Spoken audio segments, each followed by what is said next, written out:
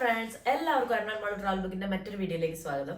അപ്പോൾ ഇന്നത്തെ ഒരു വീഡിയോ എന്ന് പറയുന്നത് എന്നത്തെയും പോലെ തന്നെ കുറെ മെസ്സേജസ് വന്നതിന് റിപ്ലൈ ആയിട്ടാണ്. കാരണം നമ്മൾ ഓരോരുത്തർക്കായിട്ട് മെസ്സേജിന് റിപ്ലൈ കൊടുക്കുന്നതിലും നല്ലത് ഒരു വീഡിയോ ആയിട്ട് ഇടാമെന്ന് കരുതി. അപ്പോൾ കുറച്ചു പേർക്കും കൂടി അതിന്റെ ഒരു ക്ലാരിഫിക്കേഷൻ കിട്ടുമെന്ന് വിചാരിക്കുന്നു. അപ്പൊ വീഡിയോ എന്തെന്നാല്, ഞാനും കണ്ടിരുന്നു ഒരു ചേച്ചി ഒരു വീഡിയോ ചെയ്തിരിക്കുന്നു. അതായത് ജർമ്മനിയിൽ വരുന്നതിന് നമ്മൾ ഒരുപാട് കാശ് കൊടുക്കണം, ജർമ്മൻ ലാംഗ്വേജ് പഠിക്കുന്നതിന് ഒരുപാട് കാശ് കൊടുക്കണം, പിന്നെ അതുപോലെ ജർമ്മനിയിൽ ഹൗസ് ബിൽഡിംഗ് ഔപെയർ എന്ന് പറയുന്ന ഒരു കോഴ്സ് ഉണ്ട് എന്നൊക്കെ പറഞ്ഞിട്ട്. അങ്ങനെ ഞാനും ആ വീഡിയോ കണ്ടു. അപ്പോൾ എനിക്ക് മനസ്സിലായ ഒരു കാര്യം, എനിക്ക് തോന്നുന്നു ആ ചേച്ചിക്ക് അതിനെക്കുറിച്ച് വ്യക്തമായ ധാരണയില്ല എന്ന് തോന്നുന്നു. കാരണം ഞാനിവിടെ ജർമ്മനിയിൽ വന്നിട്ട് ഇപ്പോൾ 5 വർഷം ആകുന്നു. അപ്പോൾ 5 വർഷം ആകാൻ പോകുന്ന ഒരാളെന്ന നിലയിൽ എനിക്ക് മനസ്സിലായ കുറച്ച് കാര്യങ്ങൾ ഞാൻ നിങ്ങളുമായിട്ട് എക്സ്പീരിയൻസ് ഷെയർ ചെയ്യാം. ആദ്യമായി പറയട്ടെ, നമ്മൾ നാട്ടിൽ നിൽക്കുമ്പോൾ നമുക്ക് ഇങ്ങോട്ട് വരാൻ വേണ്ടിയിട്ടുള്ള എല്ലാ ഇൻഫർമേഷൻസും മാക്സിമം നമ്മൾ കളക്ട് ചെയ്യാൻ നോക്കും. അപ്പോൾ അതിൽ ഏതാണ് ശരി ഏതാണ് തെറ്റെന്ന് നമുക്ക് മനസ്സിലാക്കാൻ പ്രയാസമായിരിക്കും. അപ്പോൾ ചിലരെങ്കിലും കേൾക്കുന്നതൊക്കെ ശരിയെന്ന് വിചാരിക്കും. ഇപ്പോൾ ആ ഒരു വീഡിയോയിൽ പറഞ്ഞേക്കുന്നതിനകത്ത് ഒരു പോയിന്റ് എന്ന് പറഞ്ഞു കഴിഞ്ഞാൽ ജർമ്മനിയിൽ ഹൗസ് ബിൽഡിംഗ് ഔപെയർ കോഴ്സ് ചെയ്യുന്നതിനെ കുറിച്ചാണ്. ആദ്യം തന്നെ എനിക്ക് പറയാനുള്ളത്, ജർമ്മനിയിലെ ഹൗസ് ബിൽഡിംഗ് ഔപെയർ എന്ന് പറയുന്ന ഒരു കോഴ്സ് ഇല്ല. എന്ന് വെച്ചാൽ ഹൗസ് ബിൽഡിംഗ് എന്ന് പറയുന്ന ഒരു കോഴ്സും ഉണ്ട്, ഔപെയർ എന്ന് പറയുന്ന ഒരു പ്രോസസ്സും ഉണ്ട്. ഇത് രണ്ടും ആനയും ആടും തമ്മിലുള്ള വ്യത്യാസമുണ്ട്. ഹൗസ് ബിൽഡിംഗ് എന്താണെന്ന് വെച്ചാൽ നമ്മൾ ലാംഗ്വേജ് പഠിച്ചിട്ട് ഇവിടെ വന്ന് നമ്മൾ ഇവിടുത്തെ നേഴ്സിംഗ് പഠിക്കുന്നതിനെയാണ് ഹൗസ് ബിൽഡിംഗ് എന്ന് പറയുന്നത്. അതൊരു കോഴ്സാണ്. അത് പഠിച്ചു കഴിയുമ്പോൾ നമുക്കിവിടെ ജോലി ലഭിക്കും. പഠിച്ചുകൊണ്ടിരിക്കുമ്പോൾ സ്റ്റൈഫൻഡും കിട്ടും. ഔപെയർ എന്ന് പറയുന്നതെന്ന് വെച്ച് കഴിഞ്ഞാൽ നമ്മൾ നാട്ടിൽ നിന്ന് A2 B1 അതേപോലെ അല്ലെങ്കിൽ A1 ലാംഗ്വേജ് വെച്ചിട്ട് നമ്മൾ ഇവിടേക്ക് വരിക. അതായത് ഒരു വീട്ടിലെ ആൾക്കാർ അവരുടെ കുഞ്ഞിനെ നോക്കാനായിട്ട് നമുക്ക് വിസ തന്ന് കൊണ്ടുവരുന്നതാണ് ഔപെയർ. ആ ഒരു വിസയാണ് ഔപെയർ വിസ എന്ന് പറയുന്നത്.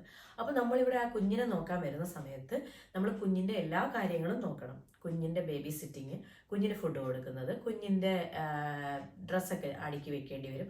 അപ്പോൾ അങ്ങനെയുള്ള കാര്യങ്ങളൊക്കെ നോക്കണം. പക്ഷേ ആ ചേച്ചി വീഡിയോയ്ക്കകത്ത് പറഞ്ഞേക്കുന്നതെന്ന് വെച്ച് കഴിഞ്ഞാൽ ജർമ്മനിയിൽ ഹൗസ് ബിൽഡിംഗ് ഔപെയർ കോഴ്സ് എന്ന് പറയുന്നത് ഒരു വീട്ടുജോലിയാണ് എന്നുള്ള രീതിയിലാണ് സംസാരിച്ചിരിക്കുന്നത്. പക്ഷേ നിങ്ങൾക്ക് അങ്ങനെ ഒരു തെറ്റിദ്ധാരണ ഉണ്ടായിട്ടുണ്ടെങ്കിൽ അത് അങ്ങനെയല്ല. രണ്ടും രണ്ടാണ്. ഞാൻ പറഞ്ഞല്ലോ, ആനയും ആടും തമ്മിലുള്ള വ്യത്യാസമുണ്ട്. പിന്നെ ഹൗസ് ബിൽഡിംഗ് എന്ന് പറയുന്നത്, ഇപ്പം ഞാൻ നാട്ടിൽ BSc നഴ്സിംഗ് കഴിഞ്ഞ ഒരാളാണ്. അപ്പം നാട്ടിൽ BSc നഴ്സിംഗ് കഴിഞ്ഞ ഞാൻ ഇവിടെ വന്നിട്ട് ഞാൻ ജോലി ചെയ്യുമ്പോഴും ഇവിടെ നഴ്സിംഗ് പഠിച്ചിറങ്ങിയവർ ജോലി ചെയ്യുമ്പോഴും എല്ലാവർക്കും സ്റ്റാർട്ടിംഗ് സാലറി ബേസിക് സാലറി തന്നെയാണ്. ഇവിടെ വന്നിട്ട് ഞാൻ നാട്ടിൽ GNM ആയിരുന്നു, അല്ലെങ്കിൽ ഞാൻ BSc ആയിരുന്നു, അല്ലെങ്കിൽ ഞാൻ MSc ആയിരുന്നു എന്നൊന്നും പറഞ്ഞിട്ട് കാര്യമില്ല. എല്ലാവരും ഇവിടെ ഈക്വലാണ്. പിന്നെ ഇവിടുത്തെ നേഴ്സിങ്ങിനെ കുറിച്ച് ഞാനൊരു വീഡിയോ ചെയ്തിട്ടുണ്ട്. അത് എൻറ്റയർലി ഡിഫറെൻ്റ് ആണ് നാട്ടിലെ വെച്ച് നോക്കുമ്പോൾ. എന്ന് പറഞ്ഞ് ഇവിടുത്തെ കുട്ടികൾ പിന്നെ ഇത്രയും ലാംഗ്വേജ് പഠിച്ചിട്ട് അവർ നേഴ്സുമാരല്ലാതാവുകയല്ല ചെയ്യുന്നത്. അവരും നേഴ്സുമാർ തന്നെയാണ്, അവരും നല്ല രീതിയിൽ സമ്പാദിക്കുന്നുമുണ്ട്. പിന്നെ ആ വീഡിയോയ്ക്കകത്ത് ചേച്ചി പറഞ്ഞിരിക്കുന്ന വേറൊരു കാര്യം എന്ന് വെച്ച് കഴിഞ്ഞാൽ, ജർമ്മൻ ലാംഗ്വേജ് പഠിക്കാൻ 6-7 ലക്ഷം രൂപയാകും എന്നാണ്. എനിക്കറിയില്ല 6-7 ലക്ഷം രൂപയാകുമെന്ന്. 6-7 ലക്ഷം രൂപയൊന്നും ആകത്തില്ല. ഇപ്പം ഞാനൊരു എക്സാമ്പിൾ പറയാം. നമ്മളിപ്പോൾ ഒരു പരീക്ഷ എഴുതുവാണ്, അതും ഇന്റർനാഷണൽ എക്സാം എഴുതുവാണ്. അത് എല്ലാവരുടെയും കാലിബർ ഒരുപോലല്ല. എല്ലാ ആളുകളും പല രീതിയിലുള്ള ആളുകളാണ്, അല്ലേ? എല്ലാവരും ഒരുപോലുള്ള കഴിവുള്ളവരായിരിക്കത്തില്ല. ചിലർക്ക് നല്ലപോലെ പഠിക്കാൻ കഴിവ് കാണും, ചിലർക്ക് അത്ര വലിയ പഠിത്തത്തിൽ അത്ര വലിയ കഴിവ് കാണത്തില്ല. പക്ഷെ അവർക്ക് മറ്റെന്തെങ്കിലും കഴിവ് കാണും. അപ്പം ഒരാൾക്ക് പഠിക്കാൻ കഴിയും, ഒരാൾക്ക് പഠിക്കാൻ കഴിയില്ല എന്ന് പറഞ്ഞ് നമുക്ക് അവരെ അങ്ങനെ താഴ്ത്തിക്കെട്ടാനൊന്നും പറ്റത്തില്ല. അവർക്ക് വേറെ എന്തെങ്കിലും കാര്യത്തിൽ ദൈവം അവർക്ക് കഴിവ് കൊടുത്തിട്ടുണ്ടായിരിക്കും. അപ്പോൾ പഠിക്കുന്ന സമയത്ത് ഫസ്റ്റ് ചാൻസിൽ പാസ്സാവുകയാണെങ്കിൽ സത്യം പറഞ്ഞാൽ 1 ലക്ഷം രൂപ മാക്സിമം, അല്ലെങ്കിൽ അതിന് കൂടുതലൊന്നും വരത്തില്ല. മാക്സിമം 1 ലക്ഷം രൂപ, അല്ലെങ്കിൽ കുറച്ചെന്തെങ്കിലും, അത്രയൊക്കെ ആവാൻ ചാൻസ് ഉള്ളൂ. ഈ A1 A2 B1 B2 exam എഴുതി പാസ്സാവുകയാണെങ്കിൽ.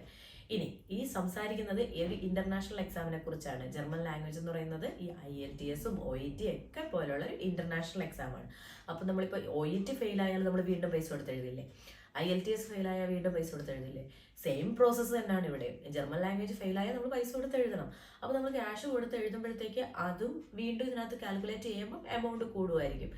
അങ്ങനെ നമ്മൾ ഒറ്റ ചാൻസിൽ പാസ്സാവാതെ എഴുതുമ്പോഴായിരിക്കും അവർക്ക് ചിലപ്പം അത് 1.2 ലക്ഷമൊക്കെ ആവുന്നത്. പക്ഷെ എന്നാലും 6-7 ലക്ഷം രൂപ കൊടുത്ത് പഠിച്ചിട്ടാണ് പിള്ളേർ ഇവിടെ ലാംഗ്വേജിന് വരുന്നതെന്ന് പറഞ്ഞു കഴിഞ്ഞാൽ നമുക്കത് സമ്മതിച്ചു തരാൻ പറ്റത്തില്ല. കാരണം നമ്മളൊക്കെ ഇവിടെ ലാംഗ്വേജ് പഠിച്ചിട്ട് വന്നവരാണ്. ഇവിടെ ലാംഗ്വേജ് പഠിച്ച് വന്നുകൊണ്ടിരിക്കുന്ന കുട്ടികളെ അറിയാം, ഇനി വരാനിരിക്കുന്ന കുട്ടികളെ അറിയാം. അപ്പോൾ അങ്ങനെ നമുക്ക് അറിഞ്ഞുകൂടാത്തൊരു കാര്യം ഇങ്ങനെ നാട്ടിൽ പറഞ്ഞു കൊടുത്ത് കുട്ടികളെ മിസ്ലീഡ് ചെയ്യുന്നതിനോട് ഞാൻ യോജിക്കുന്നില്ല. വേറൊരു കാര്യം എന്ന് വെച്ച് കഴിഞ്ഞാൽ ആ വീഡിയോയിൽ ആ ചേച്ചി ഏജന്റാണ്. സോ ഏജന്റുമാരുടെ രോദനമായിരിക്കും ആ ചേച്ചി തീർത്തത്. കാരണം എന്ന് പറഞ്ഞു കഴിഞ്ഞാൽ ഇപ്പം ജർമ്മനിയിൽ വരുന്നതിന് നമുക്ക് വലുതായിട്ട് ഏജന്റ് ഫീ ഒന്നുമില്ല. നമുക്കിവിടെ വരുന്നതിന് നമുക്കിവിടുത്തെ രജിസ്ട്രേഷൻ ഒരു പൈസയാവും, ഒരു എമൗണ്ട് ആവും. പിന്നെ നമ്മൾ ഇവിടെ വന്നു കഴിഞ്ഞിട്ടുള്ള കാര്യങ്ങൾ അത്രയൊക്കെ ഉള്ളൂ. പിന്നെ വിസയും കാര്യങ്ങളും ഒക്കെ നമ്മളായിരിക്കും എടുക്കുന്നത്. പക്ഷേ ഇതൊന്നും അറിയാതെ ഇപ്പോഴും ലക്ഷങ്ങൾ കൊടുത്ത് വരുന്ന ആൾക്കാർ ഇവിടെ ഉണ്ട്. അപ്പോൾ അങ്ങനെ കൊണ്ടുവരുന്നു. ആ ചേച്ചിക്ക് ഇവിടത്തേക്ക് പ്രോസസ്സിങ് നടത്താൻ പറ്റാത്തതുകൊണ്ടായിരിക്കാം, മറ്റു രാജ്യത്തേക്ക് കൊണ്ടുപോകാൻ വേണ്ടിയിട്ടായിരിക്കാം ഇങ്ങനെ മിസ്ലീഡ് ചെയ്ത് കുട്ടികളെ മാറ്റുന്നത്. ഇപ്പം ഞാൻ വേറൊരു കാര്യം പറയട്ടെ. ഞാൻ ഇവിടെ നേഴ്സിംഗ് പഠിച്ചിട്ട് ഇവിടെ വർക്ക് ചെയ്യാൻ വന്ന ഒരാളാണ്. ഇവിടെ വന്നു കഴിഞ്ഞപ്പോൾ എനിക്ക് തോന്നിയൊരു കാര്യം, ഇവിടുത്തെ കുട്ടികളെ പഠിക്കുന്ന കുട്ടികളെ കണ്ടപ്പോൾ എനിക്ക് തോന്നിയൊരു കാര്യം, എൻ്റെ ഒന്നും സമയത്ത് ഇതൊന്നും പറഞ്ഞു തരാൻ ആരും ഇല്ലായിരുന്നല്ലോ, അല്ലെങ്കിൽ ഇതിനെക്കുറിച്ചൊന്നും എനിക്കൊന്നും ചിന്തിക്കാനുള്ള കഴിവില്ലായിരുന്നല്ലോ എന്നാണ് ഞാൻ ചിന്തിച്ചത്. കാരണം എനിക്കൊരു പക്ഷേ ഞാൻ നഴ്സിംഗ് നാട്ടിൽ പഠിക്കാൻ തീരുമാനിക്കുന്ന സമയത്ത് എന്നോട് ആരെങ്കിലും പറയുവാണ് ഇങ്ങനെ ജർമ്മനിയിൽ പോയാൽ നിങ്ങൾക്ക് മാസം 1 ലക്ഷം രൂപ ശമ്പളത്തോടു കൂടി പഠിക്കാം മന്ത്ലി എന്ന് പറഞ്ഞു കഴിഞ്ഞാൽ ഓഫ് കോഴ്സ് ഞാൻ അതേ ചൂസ് ചെയ്യത്തുള്ളൂ. എൻ്റെ മാത്രം പേഴ്സണൽ ഒപ്പീനിയനാണ്. കാരണം ഞാൻ നാട്ടിൽ പഠിച്ചപ്പോഴത്തേക്ക് ഞാൻ അങ്ങോട്ട് ഫീസ് കൊടുത്താണ് പഠിച്ചത്. എനിക്ക് പഠിച്ചപ്പോഴത്തേക്ക് എനിക്ക് ലക്ഷങ്ങളായി. അപ്പോൾ ഇങ്ങോട്ട് എനിക്ക് മന്ത്ലി പൈസ കിട്ടുകയാണെങ്കിൽ എനിക്ക് അങ്ങോട്ട് പഠിക്കാൻ പൈസ ചിലവില്ല എന്ന് വെച്ച് കഴിഞ്ഞാൽ അത് മാത്രമല്ല, എനിക്ക് അതിനുശേഷം പഠിച്ചിറങ്ങിയതിന് ശേഷം നല്ലൊരു ലൈഫ് സ്റ്റൈലും നല്ലൊരു എന്താ പറയുക കരിയർ ഡെവലപ്മെൻറ്റും ഒക്കെ ഉണ്ടാവുക എന്ന് വെച്ച് കഴിഞ്ഞാൽ നമ്മളിതെല്ലാം ചൂസ് ചെയ്യത്തുള്ളൂ. ഇനി മറ്റുള്ളവരുടെ കാര്യം എനിക്കറിയത്തില്ല, പക്ഷെ ഞാൻ അറിഞ്ഞിരുന്നെങ്കിൽ ഞാൻ ഇത് ചൂസ് ചെയ്യത്തുള്ളായിരുന്നു. അതുകൊണ്ട് തന്നെ ഇവിടെ 18 വയസ്സൊക്കെ കഴിഞ്ഞിട്ട് +2 കഴിഞ്ഞ് വരുന്ന ലാംഗ്വേജ് പഠിച്ച് ഇവിടെ വന്ന് നേഴ്സിംഗ് പഠിക്കുന്ന കുട്ടികളോട് എനിക്ക് സത്യം പറഞ്ഞാൽ ഇപ്പോഴും റെസ്പെക്റ്റാണ്. കാരണം നമുക്ക് ഒരു പരിചയമില്ലാത്തൊരു ലാംഗ്വേജാണ് ജർമ്മൻ. അപ്പം ഞാൻ തന്നെ ഇവിടെ B2 വരെ പഠിച്ചിട്ട് വരാൻ പെട്ട പാട് എനിക്കറിയാം. ഇത്രയും വന്നിട്ട് നമ്മളിവിടെ വന്ന് കുറേ നാൾ കഴിഞ്ഞിട്ടേ നമ്മളൊന്ന് ഫ്ലുവൻ്റ് ആവത്തുള്ളൂ. കാരണം നമ്മൾ പഠിച്ചെങ്കിലും നമ്മളിങ്ങനെ ജർമ്മൻ നേറ്റീവ്സിനോട് അങ്ങനെ അധികം സംസാരിക്കുന്നില്ല. പക്ഷെ ഇവിടെ വന്നു കഴിയുമ്പം ഈ ഒരു സ്ഥലത്തേക്ക് എത്തിപ്പെടുമ്പോഴാണ് നമ്മൾ അവരുമായിട്ട് സംസാരിച്ച് അവരുടെ ആ ഒരു രീതിയും കാര്യങ്ങളും പ്രൊണൗൺസിയേഷനും ഒക്കെ മനസ്സിലാക്കി നമ്മൾ അതുമായിട്ട് അഡ്ജസ്റ്റ് ആയി വരുന്നത്. അപ്പോൾ അങ്ങനെ ഒരു സിറ്റുവേഷനിൽ കുട്ടികൾ നാട്ടിൽ നിന്ന് പഠിച്ചിട്ട് വന്ന് ഇവിടെ വന്ന് ജർമ്മൻ ലാംഗ്വേജിൽ ഈ 3 ഇയറും കംപ്ലീറ്റ് ചെയ്ത് എക്സാമും പാസ്സായി ഇവിടെ അവർ ഒരു RN രജിസ്റ്റേർഡ് നേഴ്സായി മാറി പൈസ സമ്പാദിക്കുന്നത് നമ്മളെപ്പോലെ എന്ന് പറയുമ്പോൾ അത് പ്രൗഡുള്ള കാര്യം തന്നെയല്ലേ. അപ്പോൾ അതിനെ എന്തിനാണ് ആ ചേച്ചി നെഗറ്റീവായിട്ട് പറഞ്ഞതെന്ന് എനിക്ക് ഇതുവരെ മനസ്സിലാവുന്നില്ല. പിന്നെ ഈ ആവുപെയർ എന്ന് പറയുന്നത്, ആവുപെയർ എന്ന് പറഞ്ഞപ്പോൾ ഞാൻ പറഞ്ഞല്ലോ, ഇപ്പം ഇവിടെ നമ്മൾ കുട്ടികളെ നോക്കാനായിട്ടാണ് മെയിനായിട്ട് വരുന്നത്.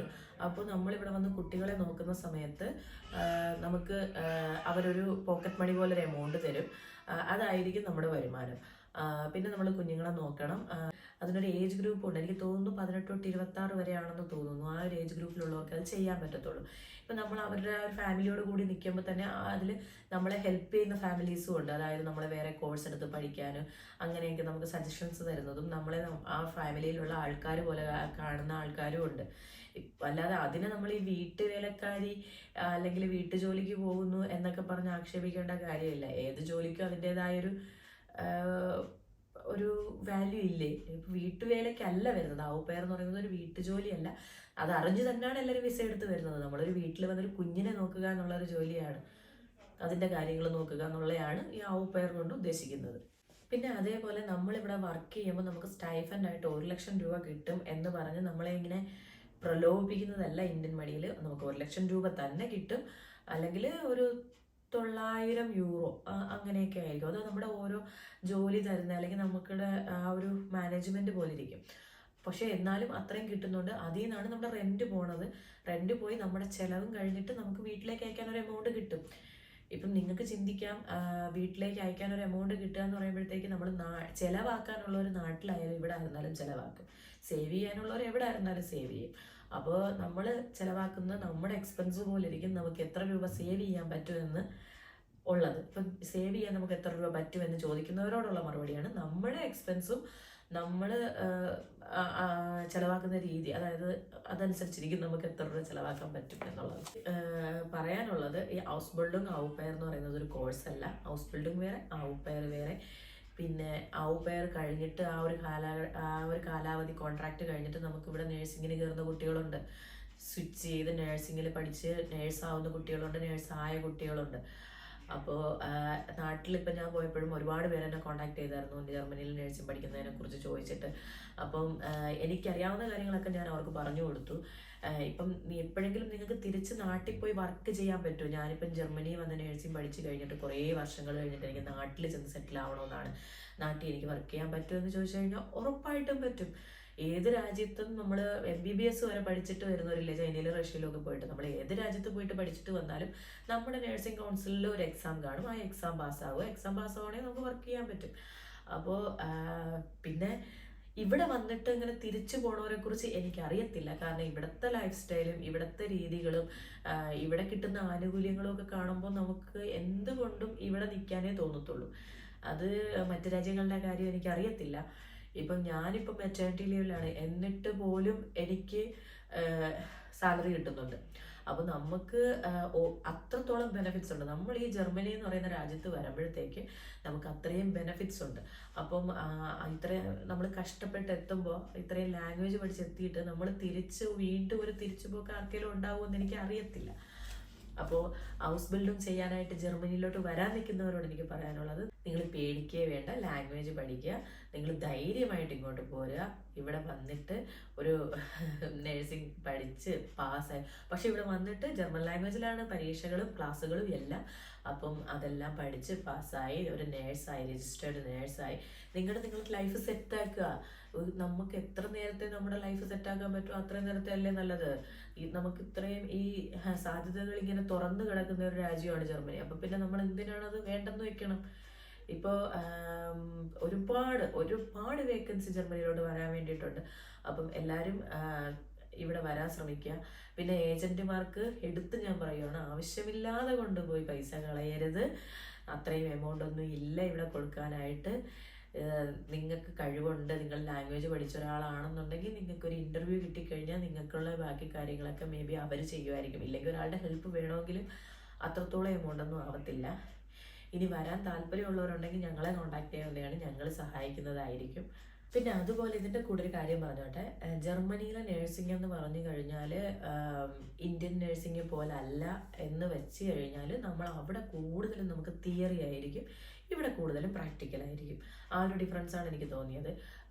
അല്ലാതെ ഇവിടെ ഞാൻ അവിടെ ഒരുപാട് തിയറിയൊക്കെ പഠിച്ചിട്ട് വന്നിട്ട് ഇവിടെ വന്നിട്ട് എനിക്ക് ഇപ്പോൾ ബ്ലഡ് എടുക്കുക അല്ലെങ്കിൽ നമ്മൾ ക്യാനിലിടുക, ഇതിനൊക്കെ നമ്മൾ അതുപോലും ചെയ്യേണ്ട കാര്യമില്ല. അതൊക്കെ ഇവിടെ ഡോക്ടേഴ്സാണ് ചെയ്യുന്നത്. ക്യാനിലിടുന്ന ഡോക്ടേഴ്സ്, ബ്ലഡ് എടുക്കുന്ന ഡോക്ടേഴ്സ്. നമ്മുടെ ജോലിഭാരം കുറയുന്നു എന്നേ ഉള്ളൂ. പിന്നെ നമ്മൾ പേഷ്യൻ്റ് കെയർ ആണ് കൂടുതൽ ഇവിടെ ഫോക്കസ് ചെയ്യുന്നത്. എന്നാൽ ചോദിക്കും ഇവിടെ അസിസ്റ്റന്റ് നേഴ്സ് ഇല്ലേന്ന്. ഓഫ് കോഴ്സ് ഇവിടെ അസിസ്റ്റന്റ് നേഴ്സ് ഉണ്ട്, പക്ഷേ ഇവിടെ സ്റ്റാഫ് ഷോർട്ടേജ് ഉള്ളത് കൊണ്ട് നമ്മളും ആ ജോലികളൊക്കെ ചെയ്യേണ്ടി വരും. ഇപ്പം എനിക്ക് 1-2 കമന്റ് വന്നായിരുന്നു ഒരു വീഡിയോയ്ക്കകത്ത്, എന്തൊക്കെ പറഞ്ഞാലും നിങ്ങൾ അവിടെ പോയിട്ട് അത് ചെയ്യല്ലേ, അല്ലെങ്കിൽ നിങ്ങൾ അവരുടെ ഇപ്പം ഡയപ്പർ ചേഞ്ച് ചെയ്യല്ലേ എന്ന് ഞാനിപ്പോൾ പറഞ്ഞതാണ്. പക്ഷെ അതിന് വേറൊരു രീതിയിലാണ് പറഞ്ഞത്. അപ്പോൾ അങ്ങനെ പറയുന്നവരോട് എനിക്ക് പറയാനുള്ളത്, നാട്ടിലെ നഴ്സിംഗിൽ എന്താ ഇതില്ലേ? നഴ്സിംഗ് എന്ന് പറഞ്ഞാൽ എന്താ? സർവീസ് അല്ലേ, സോഷ്യൽ സർവീസ് അല്ലേ നഴ്സിംഗ് എന്ന് പറയുന്നത്. അപ്പോൾ സോഷ്യൽ സർവീസിനകത്ത് നമ്മൾ ഇതൊക്കെ ചെയ്യത്തില്ലേ? പിന്നെ എന്തെന്ന് പറഞ്ഞിട്ടാണ് നമ്മൾ പഠിക്കുന്നത്? നാട്ടിൽ നമ്മളിത് ചെയ്യാറുണ്ട്. ഇപ്പം ചെയ്യാൻ എല്ലാവർക്കും അവസരം കിട്ടുന്നില്ലെന്നേ ഉള്ളൂ. ചെയ്യുന്ന എത്രയോ നഴ്സുമാരുണ്ട്, എത്രയോ സ്ഥലങ്ങളിലെ ആൾക്കാരുണ്ട്. എല്ലാവർക്കും എല്ലാം എക്സ്പീരിയൻസ് ചെയ്യണമെന്നില്ല. ഇവിടെ വരുമ്പോൾ അത് കൂടുതലായിട്ട് നമ്മൾ എക്സ്പീരിയൻസ് ചെയ്യുന്നു, അത്രയേ ഉള്ളൂ. അതിൽ ഒരു നാണക്കേടോ മാനക്കേടോ വിചാരിക്കേണ്ട കാര്യമില്ല. ഇത് പഠിക്കുന്ന സമയത്തെ നമുക്കറിയാവുന്ന കാര്യമാണ് നമ്മൾ എന്തൊക്കെയാണ് പഠിക്കുന്നത്, നമ്മൾ എന്തൊക്കെയാണ് ചെയ്യുന്നത് എന്നുള്ളത്. അപ്പോൾ ആരെ അങ്ങനെ നമ്മൾ കൊച്ചാക്കി കാണേണ്ട കാര്യമില്ല. ഇപ്പം ആ കമന്റ് ഇട്ട ഒരാളുടെ എനിക്ക് പറയാനുള്ളത്, ഇപ്പം ആ പുള്ളിക്കാരൻ വയ്യാതെ വീണ് കിടക്കുമെന്ന് വെച്ചോ, ആരാ നോക്കുന്നത്? വീട്ടുകാർ നോക്കും. ഒരു അസുഖം വന്ന ഹോസ്പിറ്റലിലാണെങ്കിൽ ആരാ നോക്കുന്നത്? പുള്ളിക്ക് എണീക്കാൻ പറ്റത്തില്ല, ആരാ ഇതെല്ലാം ചെയ്യുന്നത്? വീട്ടുകാർ ഹെൽപ്പ് ചെയ്യുമായിരിക്കും ഓഫ് കോഴ്സ്. ഈ നൈറ്റൊക്കെ കയറാൻ പറ്റാത്ത ഇപ്പം ICUലൊക്കെ ആണെങ്കിൽ ആരാ ചെയ്യുന്നത്? എന്നിട്ടാണോ ആ പുള്ളി ഇങ്ങനെയൊക്കെ പറയണേ?